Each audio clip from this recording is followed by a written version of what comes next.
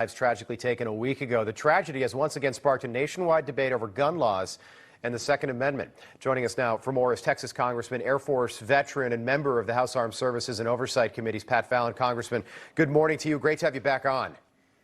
Good morning, Rob. How are you? I'm doing well. So a week later, a week removed from this tragedy, new details are emerging. We're starting to learn more about what happened here.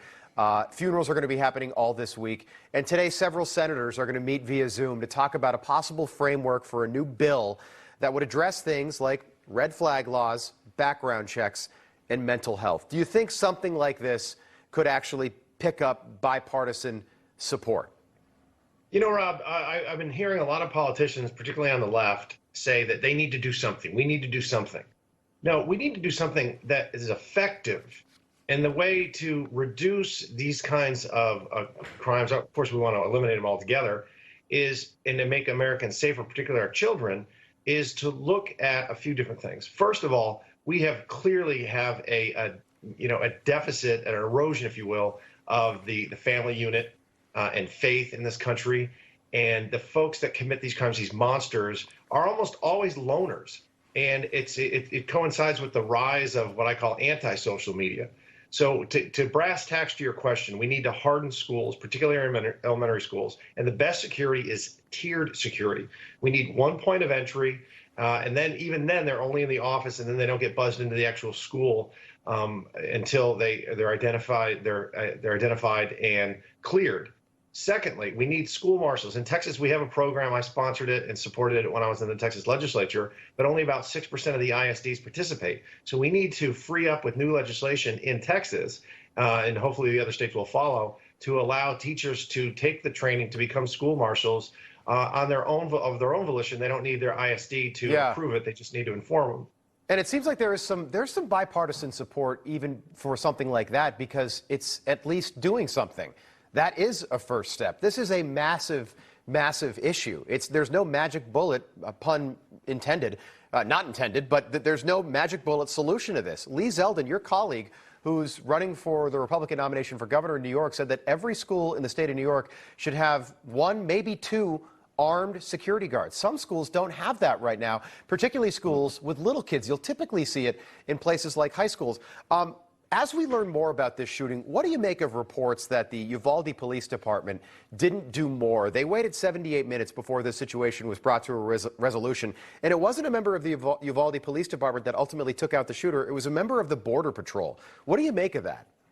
Well, that's another part of the solution to doing something effective, Rob, is to change the doctrine of law enforcement. They have a different doctrine than our military. Our military is advance and secure, and then eliminate a threat.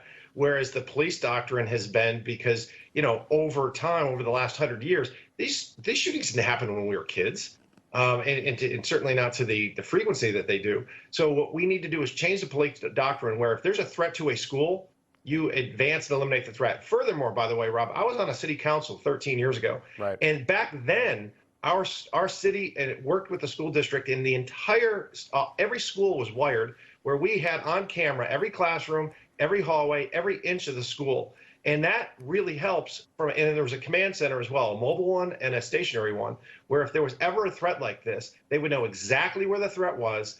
And the doctrine has to change to where the police go in and eliminate the threat immediately. Congressman, you represent one of the biggest oil and gas states in our country, sadly not producing or flowing oil and gas like it once did, not that long ago, by the way. So President Biden's going to meet with the Fed chair today to talk about inflation and gas prices, which today are at another record high, $4.62 a gallon. Do you think these prices come down? And by the way, this would be in the Democrats' best interest to bring prices down before the midterms. Do you think they come down from where they are today over the summer? Well, what Joe Biden has done, Rob, is proven that he can't get out of his own way. And, he ran as a moderate, and he's been nothing but a leftist ideologue. What we need to do, the first thing he did, I saw Senator Cruz saying this the other day, first thing Joe Biden did when he came into office was he killed the Keystone Pipeline. And they dragged their feet on letting liquefied natural gas exports go out. Right. And they weren't issuing any more permits on federal lands. What they have done is effectively declared war on our energy industry. And this is the one thing that sets us apart and is unique. Mike Pompeo was telling us when he would go and negotiate with foreign powers on other matters, he had a lot more latitude and negotiating room and power because of our energy, because it's something that everyone in the world wants and needs. Yeah, that's a great point. Congressman Pat Fallon, thanks so much for being with us. We appreciate it. Good to see you. Thanks, Rob. God bless. All right, we've got a lot more coming up this morning right here on Wake Up America. We're going to be joined by Kentucky Congressman James Comer.